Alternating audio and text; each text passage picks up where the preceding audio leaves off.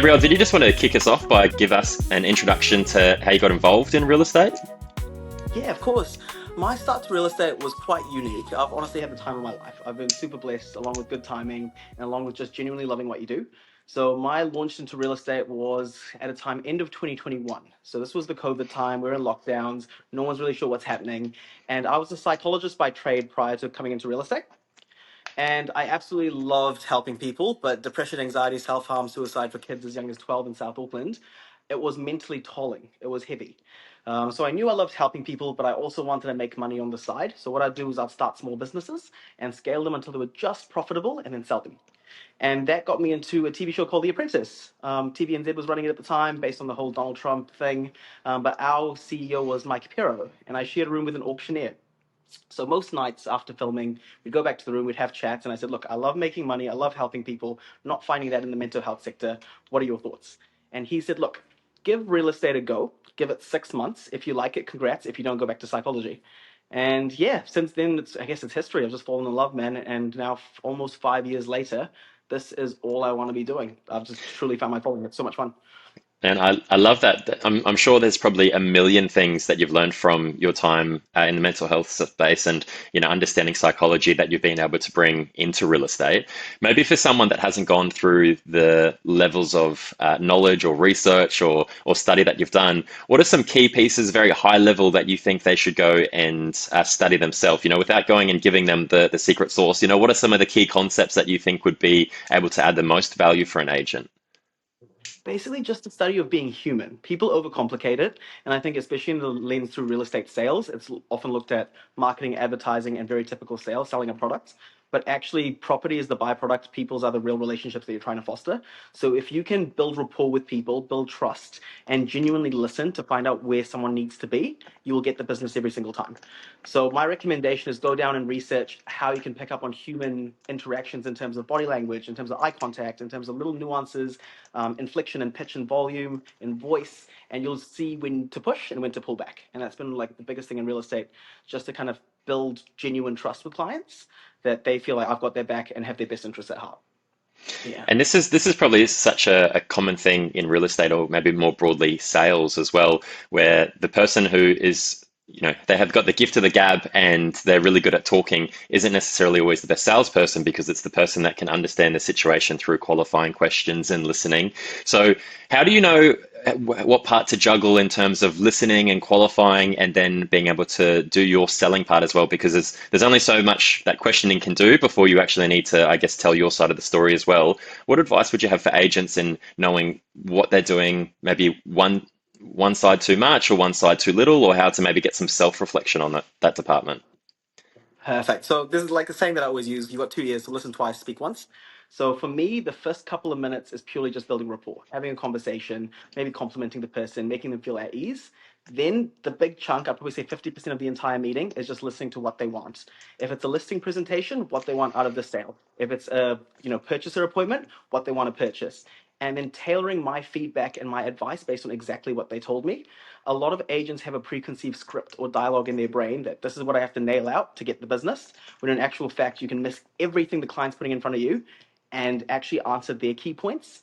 So the biggest thing for me, let's just use an appraisal as an example. Walk in, the first 10 minutes is all about them, all about the property. The next 15 to 20 minutes is purely just hearing what their goals are. Timeline, when do they want to do it, what do they want done, price expectations, method of sale, experiences in the past. Purely just let them talk and you just listen.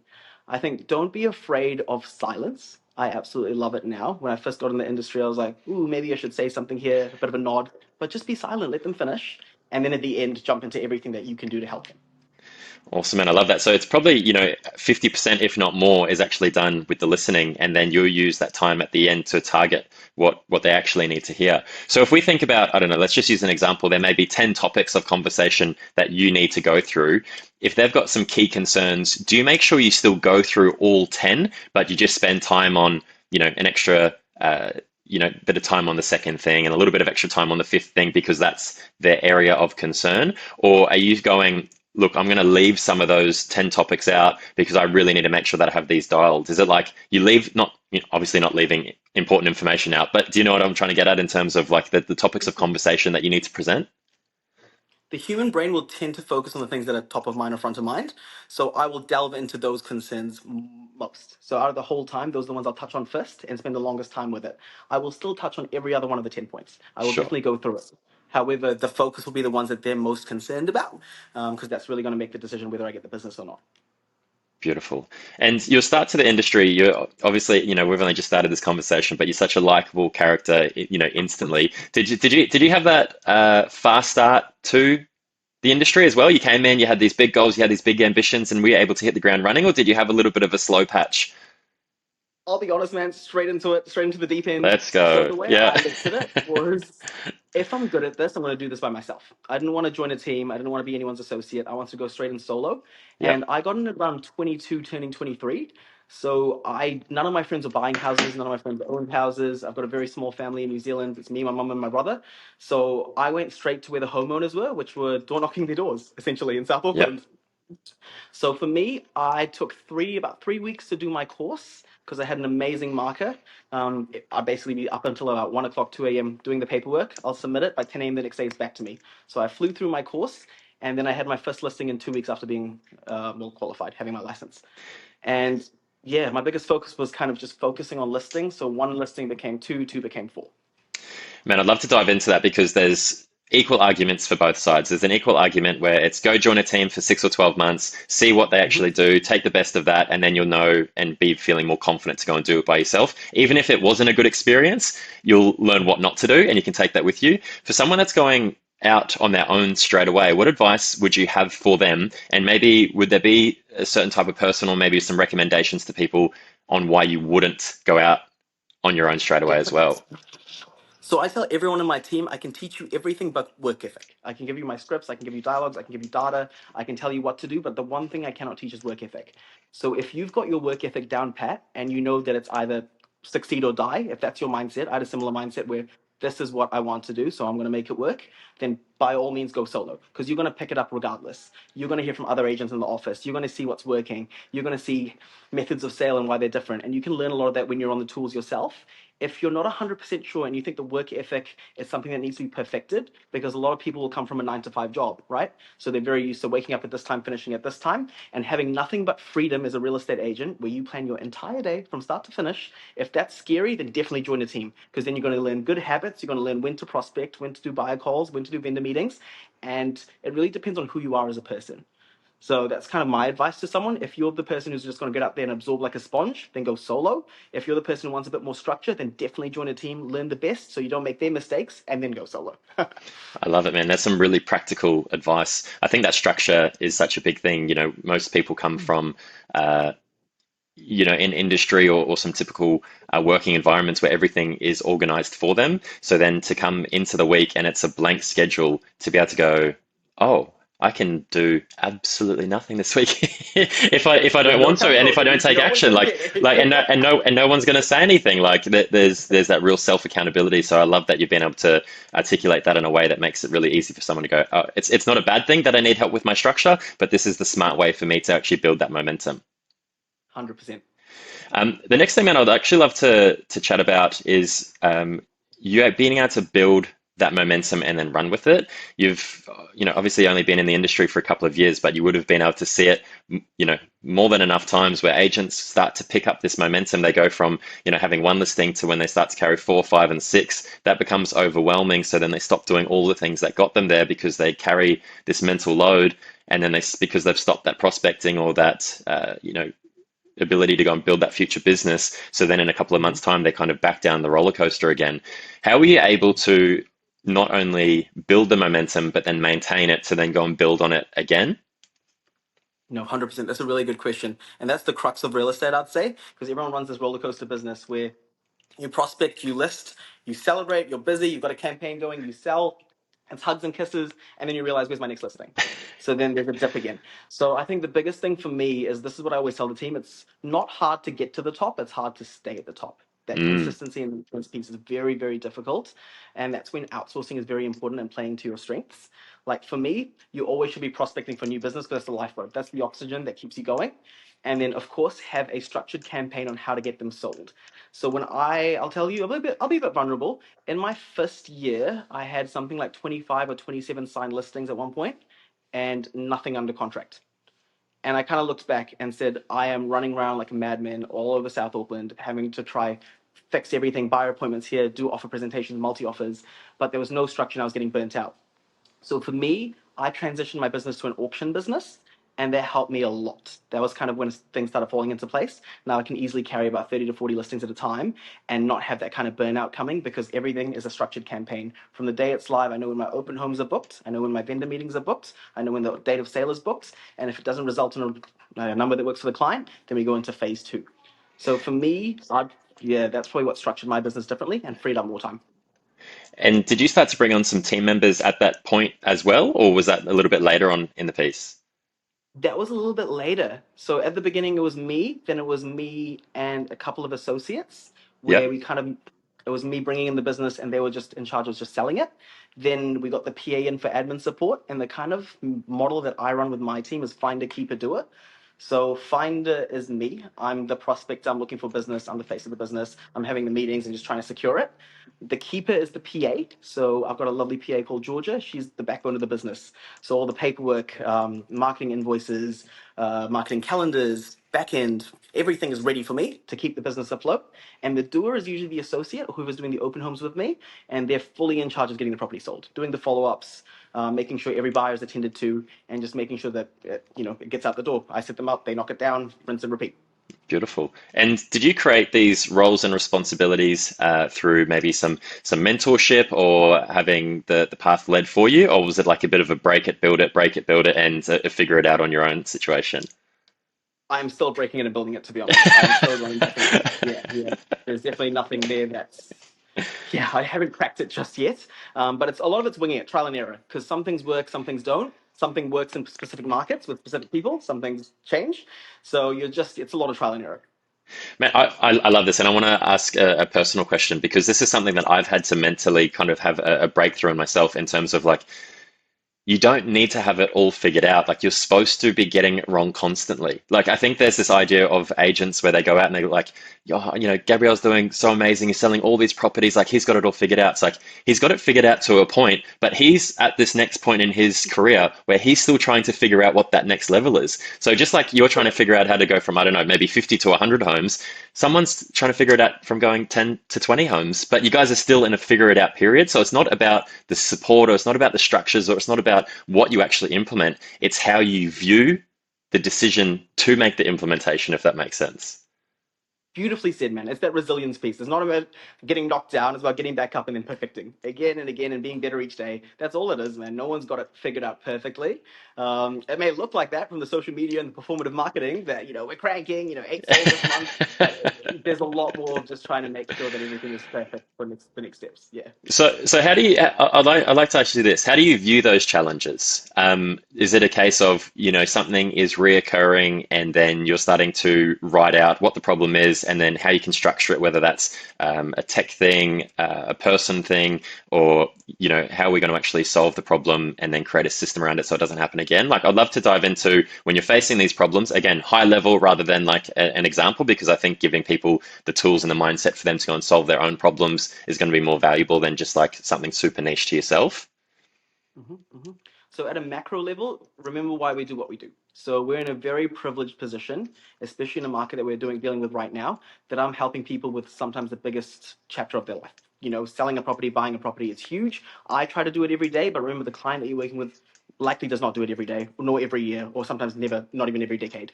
So, the importance of doing what we do and doing it ethically is the overarching macro level. Once you've got that down pat, that you're a matchmaker, you're finding a seller who wants to sell and matching them with a buyer who wants to buy, all it is streamlining that process. So what can I implement that makes it quicker, makes it easier, makes it clearer and more concise? That's all it is. So if you look at all the REA complaints, especially with real estate agents, it's all about communication. So the biggest thing for me Mm. was how I can restructure that, where I don't spend so much time double handling, saying the same things over and over again, and how can that be done so the client's happy and I'm happy. So it's just making these small changes where you take a step back, implement a structure, and then from then on you can actually start running it consistently. So for me, whenever I see like a gap or a bit of leakage in my business, is what I call it with the team. We plug that leak as much as possible and make sure it doesn't reopen. So that could be a tech thing, AI based or technology based. It could be a scripts and dialogues thing. We've got things saved for problems that come up. And the biggest thing is just outsourcing and playing to your strengths. You are not the expert in every field. So, like, I found out I love listing properties, I love appraising them, I love sitting in people's lounges. That's my strength. So I drill down and times 10 onto that. Whereas if you try and wear each hat yourself, that's when you start having more leakage and you can't really scale and grow. You said something earlier, which was just remembering that it may be the first time that a seller has gone through this process, or they may not have gone through this process in a really long time. When you're transacting so often, do you, Mm. like, is there a way that you kind of ground yourself before you go into these meetings? Because you're doing these things every week. So the process is so normal. And when something becomes routine and normal, it can actually become quite easy to assume that everyone has the knowledge that you have because you're Mhm. doing it so often. Is there just you've done it so many times now that you are reminded that it's people's first time, or do you have to sometimes bring yourself down and be like, this person has no idea how anything works, and I need to be that person? Like, how do you remind yourself, or is it just something that naturally comes in you and you're more self-aware? So my metric is how many people I can help. And that's been my metric since day one. And I keep it that way because then that's what grounds me. So I've just helped a seller sell. So my quality of care, my duty of care until settlement, done. I just helped a purchaser buy, my quality of care, duty of care till that settlement, done. Now, if your metric is how many sales you got that month, or how much gross commission index or GCI money's in your pocket, or how much market share you have in an area, they're all good metrics to track. But then I find that's when agents kind of lose sight of why we're doing what we're doing.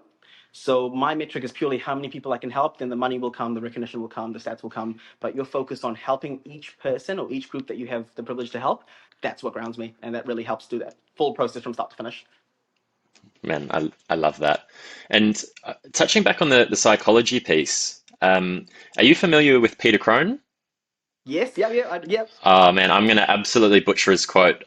He says Please. something along the lines of, what's happened has happened, and if it could have happened any other way, it would have, but Would have because it happened. Yeah, yeah, didn't, it didn't. Something along those lines.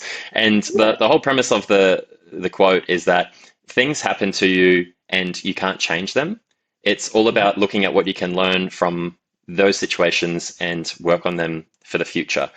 It can be so common where an agent goes through a bit of a tough patch where they miss a couple of appraisals or they don't sell a few listings, and they end up creating this relationship with them not doing well at work, actually coming into their home life and then viewing themselves as a bad person. So I would like to maybe touch on your experience while we've got some time with you. For those people that are going through a tough time in work and maybe bringing some of that mentality into their personal life and viewing themselves as a failure rather than things at work just aren't going so well for themselves at the moment. Would you be able to expand on how they could maybe adjust their thinking or maybe move their perspective just a little bit? Definitely, 100%. And real estate is a lifestyle. It's not just a job. You don't clock in the morning, you don't clock out at night. And that's why I think real estate has some of the highest levels of that kind of anxiety, depression, all those kind of deep negative thoughts. Because if you're not performing in your work life, it just drips into your family life. Because you're working from home, you're working in the car, you're constantly on, and you tend to blame yourself. I guess my biggest help for that is just controlling the controllables. What I tell the team is before you go to bed that night, if you can genuinely tell yourself you did everything you possibly could for this client or for yourself, and it didn't work out, it just wasn't meant to be. So I think a lot of agents have to stop focusing on the result and focus on the process. The result will come once you perfect the process, but if you're just focusing always on getting it right and you don't get it right, it can spiral you. It can honestly take it out of you. So if you focus on the things you can control, I'll give you an example like an auction campaign. If you've done all the follow-ups, you know for a fact you've marketed the property, you've been there at every open home, you've communicated to the vendor, you've done everything you could, and it doesn't result in a successful sale, why blame yourself? Because the vendor's not blaming you because they know you've done everything you can. Maybe it's the market, maybe it's the property, maybe it's just takes a little bit longer to get the price expectation in the right level. But as long as you're not blaming yourself because you've done everything you can, that's a really easy way to kind of overcome that, I guess, negative self-talk. Also, the biggest thing is for me is celebrate the little wins. I'm telling the team constantly in a market like this, celebrate every little win. And a little win could be a price reduction. You know what I mean? They were at, 899 and they're happy at 849 now. That is a huge win in this market. Just celebrate the little wins. It could be an appraisal, it could be anything booked, but your metric instead of an unconditional sale can be an appraisal, contract, anything. People coming to your open home even is a win, you know? It's just reframe that whole thing. And it changes your whole perspective when you focus on the wins as well. There's the simple practice that you can do where, someone says, look around the room and look for everything that's blue. And then they tell you to close their eyes and they say, name all of the things that are red. And obviously they didn't notice anything that was red because they were only looking for the blue objects. So if we're able to focus on the wins and we're able to focus on the positivity, it at least allows us the opportunity to take these challenges on in with a bit of a spring in our step, because when you're taking on a challenge and you're down and you're out, everything feels heavy. Like every no has so much more weight in it. But when you're carrying yourself with this optimistic view, the no is just part of the process instead of actually being able to weigh you down. Now, this is going to sound like a silly question, but there's still appraisals that you miss and there's still listings that you don't sell, right? Of course, 100%, of course. No one can get 100% of the market. Yeah.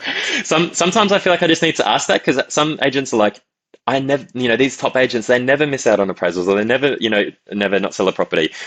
What do you do after that? If you miss an appraisal, are you one of these people that, tries to chase for feedback, or when you go through a listing that may not sell, what's your process for maybe the vendor management? So I wish them the best. Obviously, it's exciting. It's a huge decision. I thank them for the opportunity to be in their living room, first of all, because look, there's thousands of agents, and if I was even one of the top three or top five that made it, that's still, a privilege. The biggest thing for me is just providing knowledge and support. If it wasn't this time round, look, if I can help in any way, let me know. I've also seen the house. So if I've got any buyers I'm working with, that's probably going to be the priority property I'm going to send them to if I don't have anything listed. Mhm. So just become that friend and trusted advisor in real estate. I also do chase a little bit of feedback too, because if it's something that I had control over, then I always want to know. If it's something that they just were vibing better with the other person, you don't have control over that. But it's always just good to know how to, it's a constant strive to be better. Man, I love this. This has probably been pound for pound one of the highest value conversations that we've had on the Agent Academy. There's such a good Oh, thanks. mix between practical advice. There's probably like a little bit of spiritual advice in there. There's some real good mental practices as well. For anyone that's at a point in their career, and I want to leave the audience on this. For anyone that's in a point in their career where they're not necessarily achieving their goals that they'd set out to go and achieve in real estate, what are the maybe one, two, or three most practical pieces of advice that you can help them with? Perfect. So when I used to work with clients through the psychology lens, I used to set SMART goals, which are one specific S.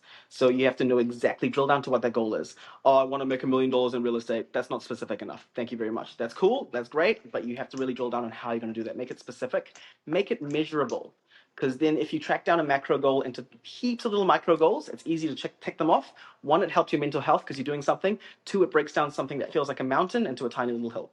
So specific, measurable, make sure it's achievable. If you're not achieving them, are they really achievable? Sit down and actually look at what other people are doing at a similar level to you and just make sure it is something that you can achieve. And maybe it's no longer going to be a 12-month goal, it becomes a 24-month goal, but now it's a lot more achievable, right?